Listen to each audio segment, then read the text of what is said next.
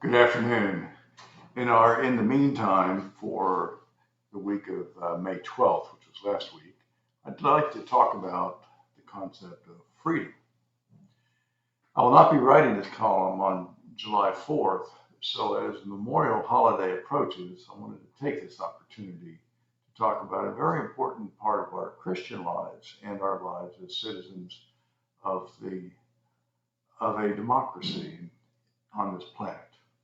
But first, let's define the word itself. Unlike the Latin word libertas or the Greek eleftheria, which both imply a sense of independence, the word freedom comes from the German frei, which has the same Indo-European root as the word for friend, or dear, or even beloved. Liberty and freedom both carry the idea of not being a slave. Liberty implies privileges of independence, while freedom implies rights to belong to a group. It is common these days to hear one side of the political spectrum argue passionately for individual rights above everything else. This leads to antisocial behavior, such as not wearing masks in a pandemic or not getting vaccinated.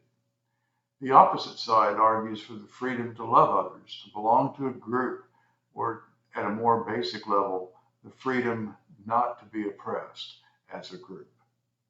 Each side is correct as far as they go, but neither side embraces the totality.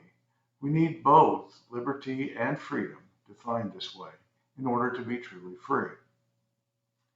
Where things get all mixed up is the conversation about responsibilities and obligations in a free society. Jesus taught that as baptized followers of Jesus, we have no individual rights, since everything belongs to God. And he taught that we are obligated to care for others, including our enemies. These two fundamentals of Christian praxis oppose the Enlightenment ideals of liberty and freedom.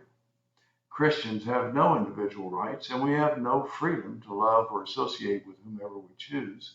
Instead, we have an obligation to care for others without condition. Those who claim to follow Jesus and call themselves Christian would do well to avoid making any special claims about my rights. At the same time, Christians who would divide society in a million splinter groups of people who cry microaggression at the slightest grievance should reconsider, because every grievance initiated by someone else gives the Christian an obligation to understand and love the other party. A society with liberty and freedom is a society that is free from oppression, but not obligation. Christians and non-Christians in such a society are obliged to be respectful, kind, courteous, and to thoughtfully consider others. Failing that leads to nothing but anarchy and autocracy. Have a good day.